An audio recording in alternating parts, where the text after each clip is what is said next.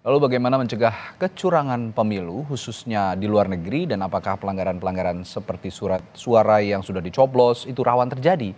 Kita bahas dengan Ketua KPU periode 2017-2021 Arief Budiman melalui sambungan virtual dan juga Ketua Bawaslu 2017-2022 Abhan dan perwakilan Koalisi Jaga Suara 2024 Hadar Nafis Guma yang telah hadir di studio. Selamat pagi Pak Hadar. Pagi Mas Andi. Selamat pagi Mas Arief, Pak Abhan.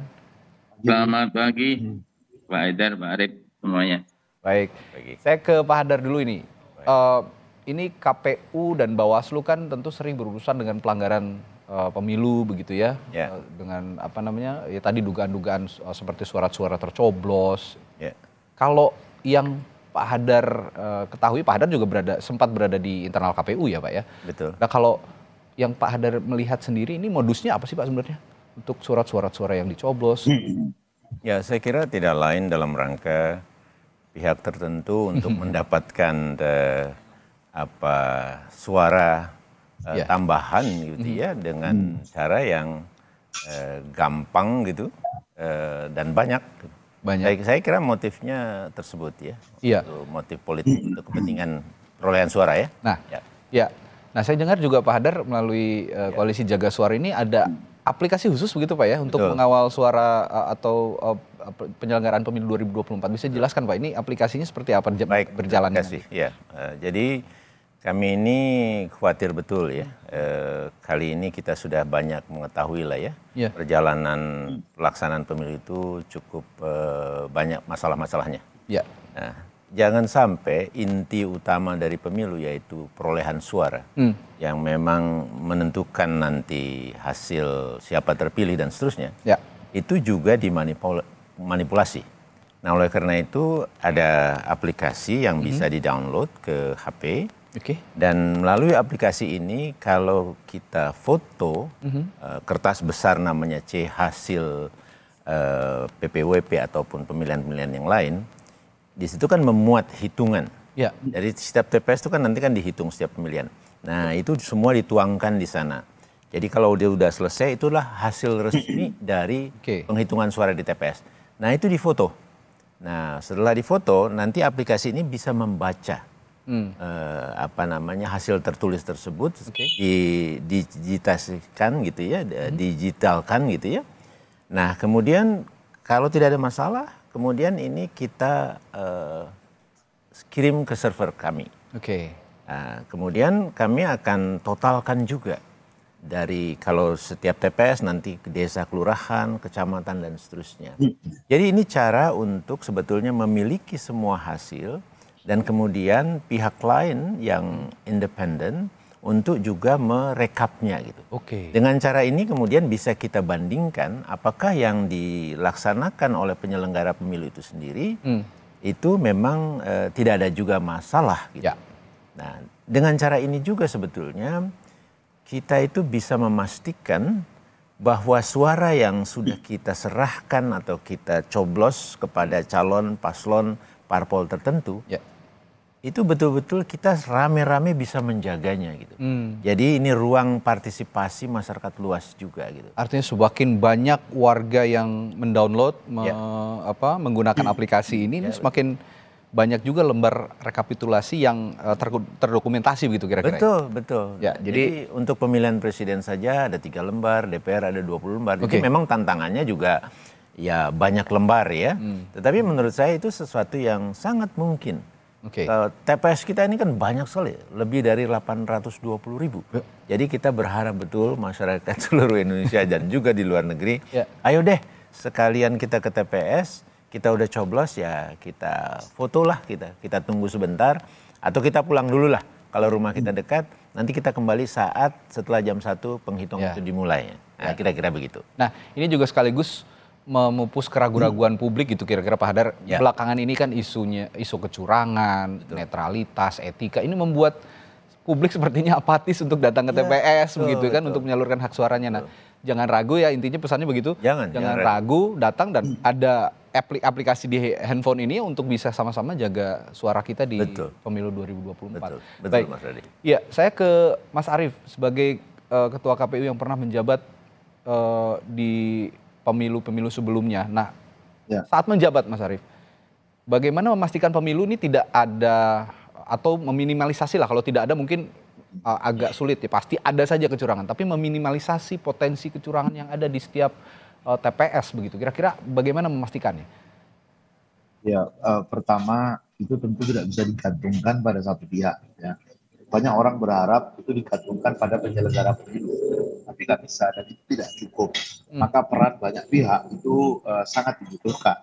Salah satunya ya Jaga Suara 2024 ya, bersama dengan teman-teman koalisinya itu.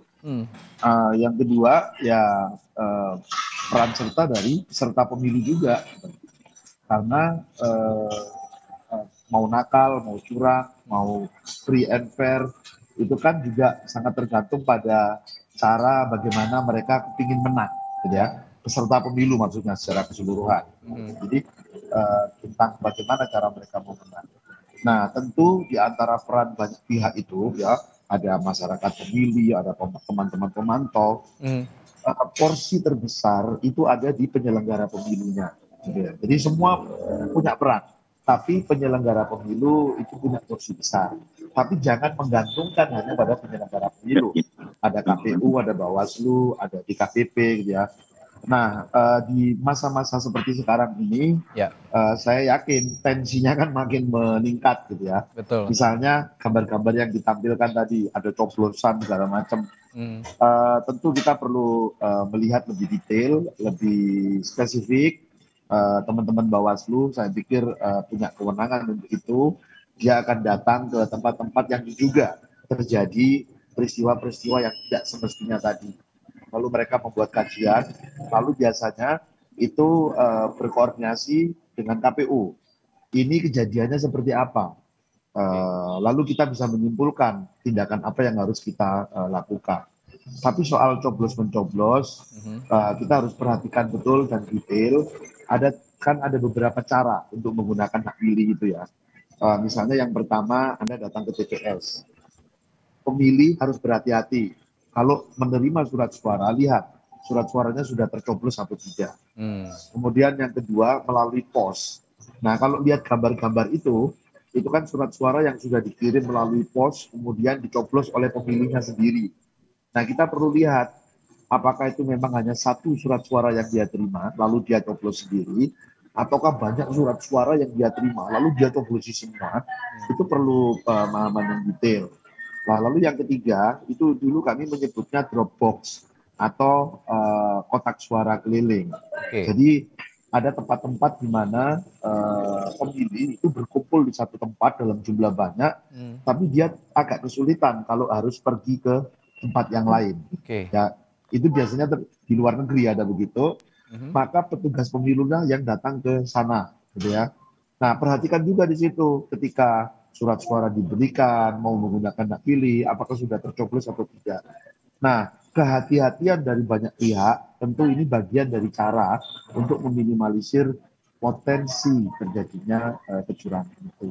Ya, nah Mas Arief, tempo hari juga kita kan sempat berdiskusi ya sebenarnya dengan Pak Rahmat Bagja juga, dan saya juga mencoba untuk mengundang salah satu komisioner KPU yang sekarang sedang bertugas, begitu sedang menjabat, tapi sepertinya KPU masih menutup diri, dan saya masih ingat betul pada saat itu kita berdialog begitu ya, Pak Rahmat Bagja mengatakan akses untuk ke KPU saja dari Bawaslu sekarang agak sulit, apalagi kita masyarakat sipil biasa yang ingin juga menanyakan begitu. Nah ini ketidakterbukaan KPU saat ini kalau Anda melihat, kalau di era Anda kan informasi, Anda waktu itu pernah mengatakan informasi akan terus mengalir pada publik gitu ya, soal pencoblosan, tata cara pencoblosan, termasuk sosialisasi kepada pemilih. Apa yang Anda lihat dari tertutupnya KPU saat ini, Mas Arief? Ya, pertama saya menyadari betul bahwa dalam pemilu itu yang paling penting adalah menjaga kepercayaan publik. Nah, menjaga kepercayaan publik, salah satu faktor pentingnya adalah transparansi. Kalau Anda tidak transparan, maka kepercayaan publik terganggu. Mungkin bukan hanya terganggu, tapi juga bisa menurun gitu ya. Nah, jadi dulu saya selalu menjaga itu. Setiap tahapan saya minta bisa diakses publik dengan mudah. Nah, memang sekarang beberapa bisa diakses publik, beberapa mudah gitu ya, beberapa kurang lengkap informasinya gitu ya. Bahkan beberapa mungkin sudah tidak ada lagi. Dulu kami membuatnya. Misalnya begini, atau saya belum menemukan mungkin ya. Sekarang distribusi logistik sudah terjadi di mana-mana. Ya. Jumlahnya berapa, tepat sasaran atau tidak, kualitasnya bagaimana. Mestinya itu menjadi bagian juga yang diinformasikan kepada publik. Ya. Sehingga saya tahu misalnya, oh seluruh pemilih di luar negeri, ada beberapa kawan saya yang di luar negeri kontak saya, Mas kok jadinya saya masih begini dan seterusnya gitu ya. Waduh, gimana ya saya menjawabnya, karena saya tidak mendapatkan informasi soal itu. Itu dia. Tidak mendapatkan informasi dengan mudah ya. Saya nggak tahu kalau saya harus datang bertanya langsung, mungkin bisa juga dapat informasi itu. Tetapi mestinya kan itu diberikan akses yang mudah dan bisa saya akses dari mana-mana, sehingga saya bisa bantu untuk juga menjelaskan kepada pihak-pihak itu. Ya, termasuk di pagi hari ini kami juga dari tim Sapa Indonesia Pagi terus berusaha untuk menghubungi Komisioner KPU ya. Saya disclaimer dulu karena sebenarnya KPU yang bisa menundukkan perkara ini, ada dugaan-dugaan tertentu yang dicurigai publik, tapi hingga saat ini belum bersedia untuk memberikan keterangan gitu. Nah, saya akan ke Pak Abhan. Pak Abhan, kalau di era Anda pada saat Anda menjabat sebagai Ketua Bawaslu, jika melihat ada bantuan lah dari publik begitu seperti yang dilakukan Pak Hadar juga salah satunya untuk mengawal suara di pemilu 2024. Nah, apakah gerakan-gerakan seperti ini juga akan bisa membantu Bawaslu dalam melakukan pengawasan, Pak Abhan? Terima kasih. Ya. Jadi seperti tadi disampaikan Pak Hadar bahwa sebetulnya bahwa memang tanggung jawab teknis utama ada di penyelenggara, tetapi bahwa tentu Bawaslu sebagai bagian dari lembaga yang mengawasi proses tahapan pemilu ini akan sangat terbantu dengan baik, dengan maksimal ketika partisipasi masyarakat juga cukup tinggi. Saya kira misalnya jadi jaga suara, jaga pemilu dan pemantau lain yang ada di Indonesia maupun di internasional juga ya, ada ya pemantau internasional yang gabung misalnya, karena bahwa untuk pemilu ini kan yang mengakreditasi Bawaslu. Jadi Bawaslu yang tahu jumlah sebenarnya lembaga pemantau itu ada berapa. Ya. Dan saya kira informasi apapun dari lembaga pemantau itu sangat penting ya. Memang di dalam ruang TPS itu memang yang ada di dalam itu hanya KPPS, pengawas TPS, kemudian saksi peserta pemilu ya. Kemudian lembaga pemantau ada di luar. Meskipun ada di luar, saya kira lembaga pemantau punya peran besar untuk bisa memberikan informasi dan sebagainya ya. Dan tanggung jawab pengawasan di dalam TPS waktu hari pemungutan misalnya memang menjadi tanggung jawab utama bagi jajaran Bawaslu, yaitu ada pengawas pemilu dan saksi gitu. Ya.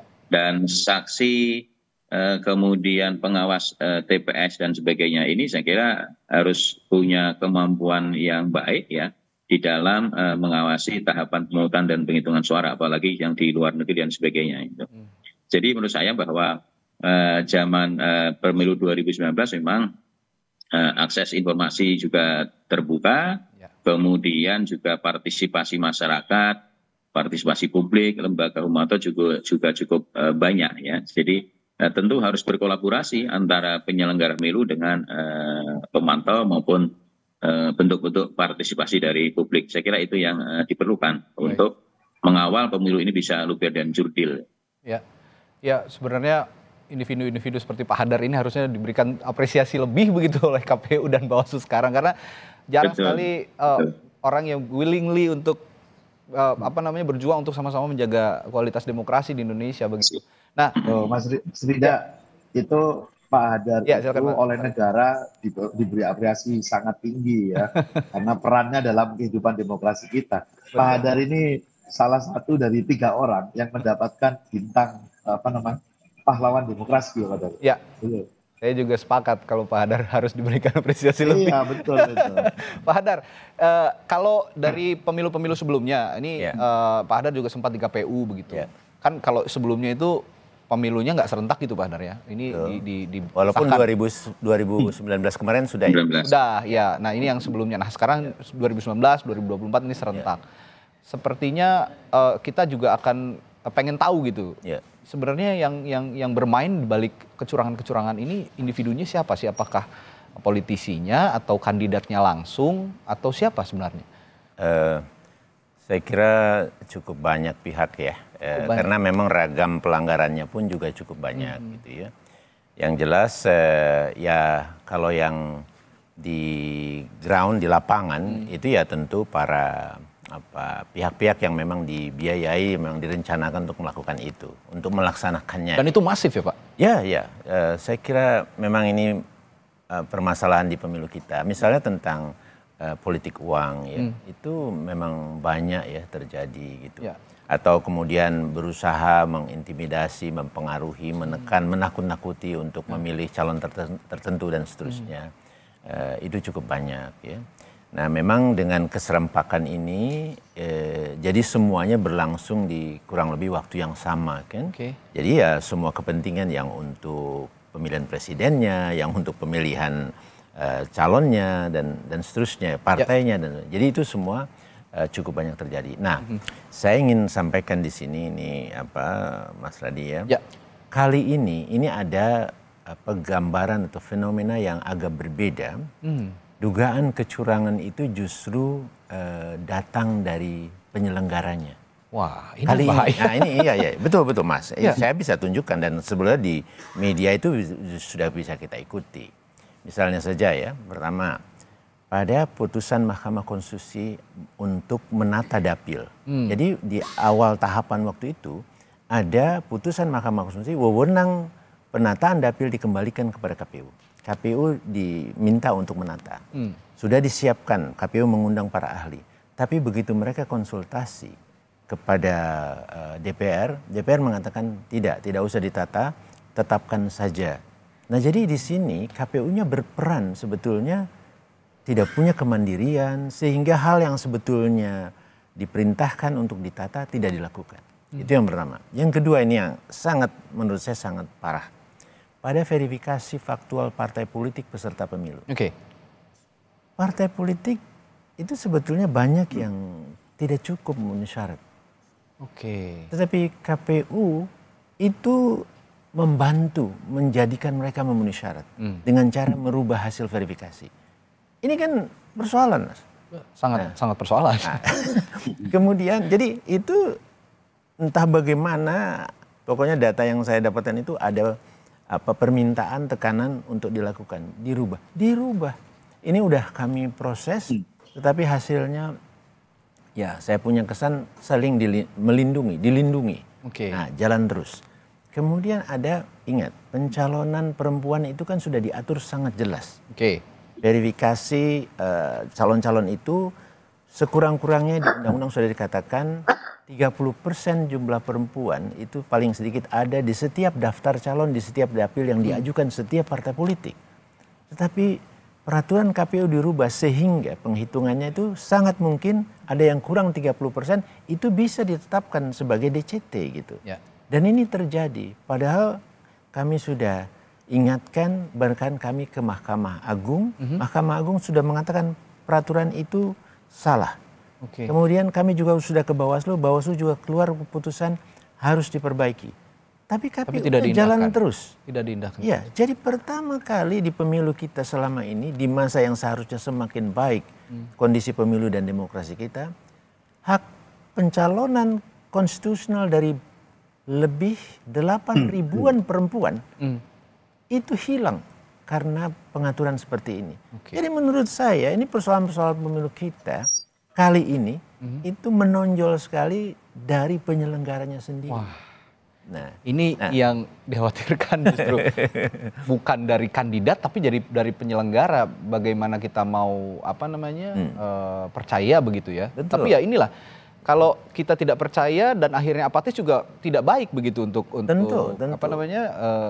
Kualitas demokrasi dan kehidupan demokrasi kita. Betul. Karena pemilu bagaimanapun ya memilih orang untuk masa depan kita. Ya, dan harus dilaksanakan itu 5 tahun sekali gitu.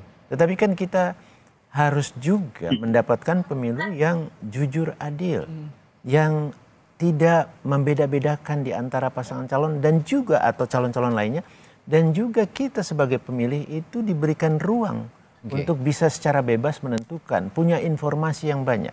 Sekarang ada calon-calon dari partai politik tertentu yang tidak mau membuka daftar riwayat hidupnya. Dan KPU mengikuti keinginan calon-calon. Padahal tugasnya KPU untuk verifikasi tentu dan membuka data ini kepada publik, melayani publik. Warga pemilih itu punya hak untuk mengetahui. Masa kita tidak bisa? Jadi ini tugasnya KPU sebetulnya juga. Jadi persoalan ini cukup banyak, Mas Andi. Ini datang dari penyelenggara ya? Datang dari penyelenggara. Dan yang mengatakan pernah menjadi penyelenggara. Jadi tahu betul. Saya tidak ada pilihan. Saya harus sampaikan betul. Karena ini saya penting. Setuju karena publik harus tahu kalau memang penyelenggaranya sudah bermasalah, ya bagaimana kita mau menjaga kualitas demokrasi yang baik begitu ya ke depannya. Dan nasib bangsa ini ditentukan juga salah satunya oleh penyelenggara pemilu begitu, karena bisa mencederai ranah demokrasi, pesta demokrasi. Nah, saya akan tanyakan juga ke Mas Arief nih, jadinya kalau Pak Hadar mengatakan seperti ini, Mas Arief pernah jadi ketua KPU begitu. Saya yakin juga KPU sekarang mungkin ada godaan-godaan untuk melakukan penyalahgunaan wewenang lah kalau boleh dikatakan begitu sebagai penyelenggara pemilu. Ada nggak pada zaman Mas Arief itu godaan-godaan seperti ini yang mampir gitu ke meja Mas Arief sehingga mengganggu juga kinerja penyelenggara pemilu? Tapi jangan dijawab dulu ya Mas Arief. Saya akan tanyakan ini setelah jeda di Sapa Indonesia Pagi. Tetaplah bersama kami. Masih membicarakan soal dugaan kecurangan atau potensi adanya kecurangan pada pemilu 2024 yang harus sama-sama kita antisipasi. Tadi Pak Hadar mengatakan pada paruh sebelumnya bahwa sebenarnya saat ini yang lebih parah, dugaan kecurangan itu justru berangkat dari penyelenggara pemilunya sendiri, bukan dari kandidat. Ini yang sangat berbahaya, saudara. Nah, saya tadi tanyakan juga ke Mas Arief. Mas Arief pernah menjadi seorang ketua penyelenggara pemilu, ketua KPU begitu. Nah, saya yakin juga jika memang ada indikasi dugaan kecurangan pemilu dari penyelenggara pemilu, ini berarti ada godaan-godaan gitu ya, entah dari siapa gitu, entah dari kandidat atau yang membiayai kandidat atau siapapun gitu. Pada saat itu memang ada godaan-godaan seperti ini ya, Mas Arief? Ya, jadi saya kebetulan ada di penyelenggara pemilu tingkat nasional di pemilu 2014 dan pemilu 2019. Dua periode, betul. Dua periode. Di 2014 saya sebelumnya ngurusi urusan belakang ya. Jadi urusan logistik, anggaran, segala macam itu. Tapi sebagai orang yang ngurusi di belakang saja, saya tahu ada, mungkin Pak Hadar masih ingat, karena saya ingat waktu itu membahasnya di ruangannya Pak Hadar. Jadi pada saat pendaftaran calon peserta pemilu itu, partai politik, didaftar dan pada saat deadline kita tutup, gitu ya. Begitu kita keluar ruang rapat, ternyata di papan itu sudah bertambah nama partai politiknya. Pak Hadar masih ingat mungkin ya. Itu langsung kami putuskan rapat kita, dan langsung kita putuskan ini nggak benar. Jadi kita langsung menindak cepat mencegah terjadinya kecurangan. Nah, ketika di 2019 dengan posisi sebagai ketua KPU, ya tantangan, godaan, ujian itu makin banyak, makin jelas gitu ya. Pada beberapa bagian ada, mulai dari urusan logistik, siapa yang harus menang, siapa yang harus tidak menang, kemudian urusan peserta pemilu, siapa mau jadi dan siapa tidak mau jadi. Tapi saya bersyukur ya, pertama saya selalu menerapkan prinsip kerja yang terbuka. Jadi ruangan kerja saya itu nggak pernah saya tutup. Siapapun berkenan mau ke tempat saya, mau diskusi. Saya mengalami hal itu juga, Mas Arief. Silakan itu. Ya.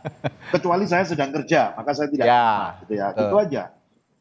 Tapi hari ini saya mendengar, gitu ya, dan bahkan keluar dari beberapa kawan. Itu sejak masuk gerbangnya saja, pemeriksaannya udah luar biasa. Gitu. Jadi saya nggak tahu juga ya, sampai hari ini juga saya sebagai Arief Budiman KPU gitu ya. Belum pernah juga menerima undangan datang ke KPU gitu loh. Saya nggak tahu kenapa ini. Tapi menurut saya gini lah, pasti banyak kisah yang bisa diceritakan dari penyelenggara pemilu sebelumnya. Apakah itu hal baik, apakah itu hal buruk. Tapi dua hal itu pasti akan bisa menjadi referensi. Oh, yang buruk kita tinggalkan, oh yang baik kita kerjakan. Nah, mudah-mudahan teman-teman KPU yang sekarang, kalau masih ada hal baik yang dulu pernah kita kerjakan, ya silakan untuk diteruskan gitu ya. Tetapi kalau memang tidak ada sama sekali dalam penilaian mereka, ya sudah, itu aja. Nah, saya yakin juga Pak Abhan sebagai penyelenggara pemilu juga, sebagai Ketua Bawaslu pada saat itu, ada juga ujian, tantangan, dan godaan tentunya. Apalagi kalau Bawaslu kan menangani pelanggaran-pelanggaran pemilu begitu. Ada yang melanggar, tiba-tiba meminta, janganlah saya dibilang melanggar begitu. Kira-kira bagaimana Pak Abhan sendiri pada saat itu menghadapi godaan seperti itu untuk menepis itu dan akhirnya mengatakan tidak begitu Pak Abhan? Oke. Undang-Undang 7 ini sebetulnya memberikan kewenangan yang luar biasa kepada Bawaslu ya. Oke. Sampai dari sisi pengawasan, kemudian sampai pelanggaran administratif, penyelesaian sengketa, dan putusannya bisa final dan mengikat. Ya, saya kira kewenangan yang luar biasa ini memang harus dijalankan dengan prinsip kerja profesional, kemudian mandiri, dan menjaga integritas ya. Satu contoh ketika 2019 kemarin misalnya, ada beberapa yang kasus waktu pendaftaran partai politik ya dinyatakan oleh KPU dinyatakan TMS ya, kemudian kan bisa mengajukan sengketa proses maupun administratif ke Bawaslu ya. Ya. Kamu waktu itu bersikap bahwa memang kalau memang sudah benar apa yang diputuskan oleh KPU ya, kita nyatakan benar. Tetapi kalau yang memang ada persoalan yang memang ada yang salah ya kita benarkan gitu kan. Ya saya kira bagi penyelenggara pemilu prinsip profesional, menjaga integritas dan kemandirian itu penting. Saya kira itu kuncinya. Kalau kemudian tidak ada kemandirian, tidak ada dan integritas profesional nggak ada, maka yang terjadi adalah ya carut marut itu kan. Satu contoh kami mungkin tidak hanya saya, hampir sebagian merasakan pelaksanaan hari ini soal kepastian hukum itu agak rancu itu kan. Teman-teman kemarin ketika pada pelaksanaan pendaftaran partai politik misalnya aturannya bunyi A, tapi kemudian di lapangan beda, kemudian keluarkan SE dan sebagainya itu kan. Melegitimasi apa yang berbeda tadi itu kan. Ini kan tidak ada kepastian ya. Nah, saya khawatir ketika ini menjelang pemungutan suara, nanti aturan-aturan PKPU, pemungutan dan penghitungan suara nanti dianulir kembali dengan aturan-aturan yang barangkali tidak sinkron dengan aturan yang pertama, itu membingungkan publik dan tidak ada kepastian dalam proses ya. Ini saya kira yang bahaya dan tentu akan menjadi catatan bagi pihak siapapun yang nantinya tidak puas dengan hasil pemilu, akan menjadi catatan-catatan alasan untuk bagian dari argumentasi gugatan ke Mahkamah Konstitusi. Itu yang saya harus diantisipasi dan saya kira sekali lagi Bawaslu juga harus menegakkan keadilan pemilu itu kan. Karena nanti kalau ada beberapa pelanggaran yang tidak ditindaklanjuti, saya yakin nanti akan diungkap di Mahkamah Konstitusi ya. Bahkan kalau ada dugaan yang sifatnya TSM itu sangat signifikan ketika harus menjadi argumentasi di sidang sengketa hasil di Mahkamah Konstitusi. Tapi begini Pak Abhan, ada beberapa anggapan juga dari publik, termasuk saya mungkin, bahwa pelanggaran-pelanggaran pemilu yang ditangani oleh Bawaslu sebelum-sebelumnya sampai sekarang dinilai tidak memberikan efek jera juga bagi mereka yang melanggar, kandidat-kandidat yang melanggar, termasuk juga jika sudah masuk ke ranah pidana. Nah, bagaimana Anda melihat ini? Apakah betul sanksi-sanksi yang diberikan ini tidak memberikan efek jera sehingga ya pada pemilu berikutnya akan ada lagi peristiwa serupa, akan ada lagi pelanggaran-pelanggaran dan cara-cara yang diakali untuk melakukan pelanggaran pemilu, Pak Abhan? Ya. Saya kira bahwa sanksi itu memang ada dua model ya. Sanksi yang sifatnya administratif, kemudian ada yang sanksi pidana. Nah, kalau yang sanksi administratif itu menjadi kewenangan lembaga Bawaslu. Contohnya ketika ada terjadi money politik yang TSM ya, pelanggaran money politik yang TSM maupun pelanggaran lain yang TSM, itu Bawaslu bisa sampai mendiskualifikasi. Kami waktu periode 2019 misalnya di dalam kasus-kasus yang di pilkada misalnya banyak yang beberapa kami rekomendasi diskualifikasi dan itu menurut saya itu membuat efek jera ya soal yang administratif yang diskualifikasi. Sebenarnya sanksi bagi peserta pemilu itu yang paling ditakuti adalah sanksi administrasi yang berupa diskualifikasi.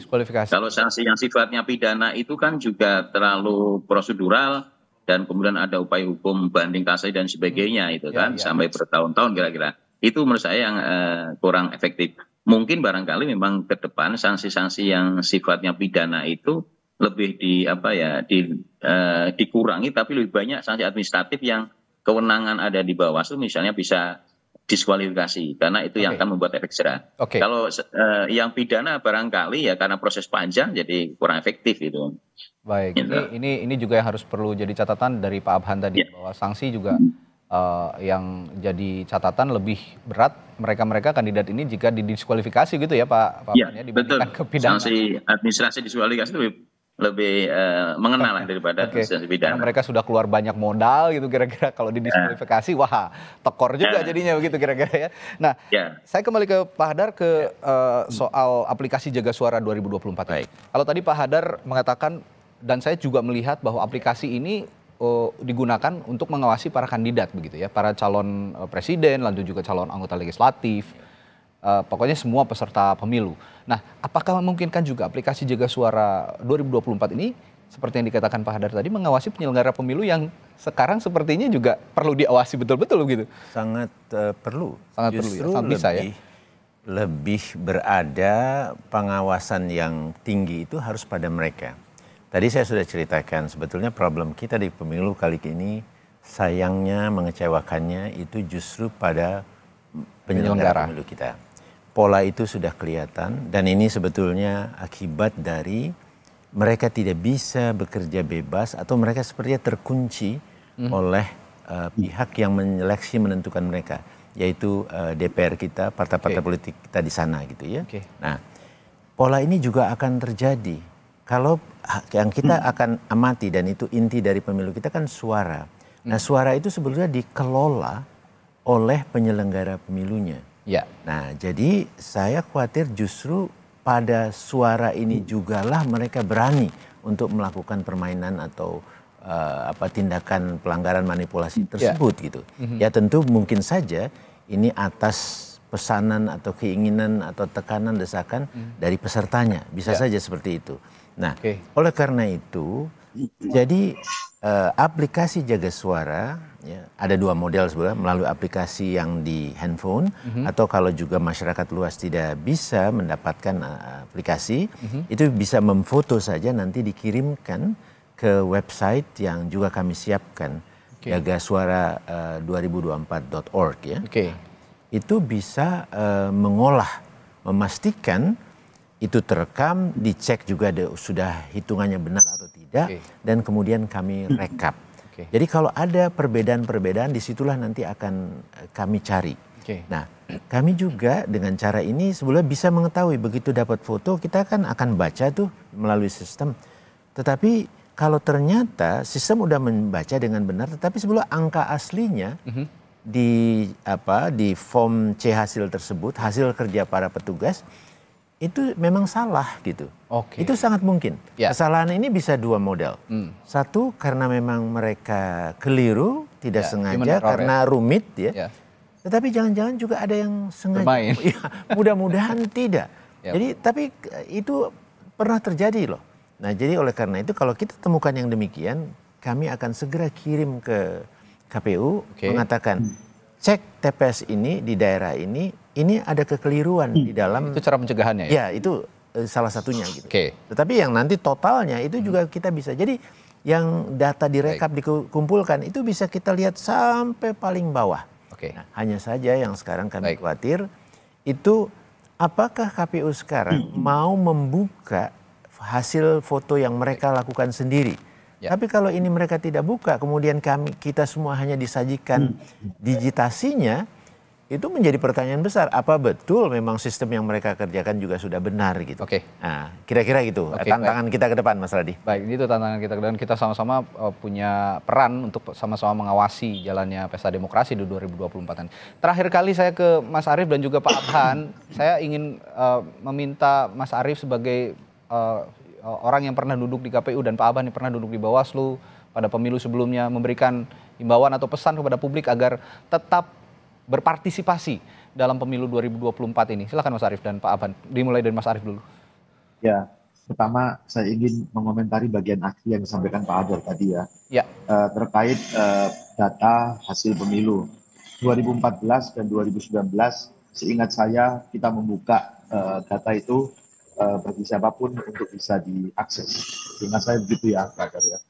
Yang kedua, pemilih gunakan hak pilih Anda ya Ini kesempatan kita untuk memilih pemimpin, siapapun pilihan Anda, pilih yang terbaik. Ya. Baik. Kemudian yang terakhir pada penyelenggara pemilu, saya selalu menyampaikan 3 hal penting dalam penyelenggaraan pemilu. Pertama, Anda harus bekerja secara transparan, biar publik dapat mengakses semuanya. Ya. Yang kedua, Anda harus bekerja dengan penuh integritas, jadi ikuti aturannya. Yang ketiga, Anda harus bekerja secara profesional. Baik. Anda tahu betul, menjadi penyelenggara pemilu harus melakukan apa. Baik. Ya, terakhir ke Pak Abhan, silakan singkat Pak, pesan untuk para pemilih di pemilu 2024 ini. Oke, saya kira tanggal 14 masyarakat jangan lupa untuk datang ke TPS, karena Anda akan menentukan 5 tahun bangsa Indonesia ke depan. 5 menit itu menentukan ke depan. Jadi gunakan hak pilih, awasi prosesnya, awasi hasilnya, ikut partisipasi dalam pengawasan pemilu agar luber dan jurdil. Saya kira itu. Baik. Terima kasih. Terima kasih Pak Abhan, dan kesepakatan kita duduk bersama pagi hari ini adalah meskipun rumit, meskipun banyak masalah, banyak tantangan, banyak godaan dalam pelaksanaan pemilu 2024 kali ini, tapi jangan sampai apatis, tetap salurkan hak suara Anda, berpartisipasi di pemilu 2024. Terima kasih Ketua KPU periode 2017-2021 Arief Budiman, Ketua Bawaslu 2017-2022 Pak Abhan, dan perwakilan dari Koalisi Jaga Suara 2024 Pak Hadar Nafis Gumai yang juga pernah duduk di KPU. Kami yang berterima kasih. Terima kasih banyak Pak Hadar. Sama-sama. Sehat selalu Bapak-Bapak.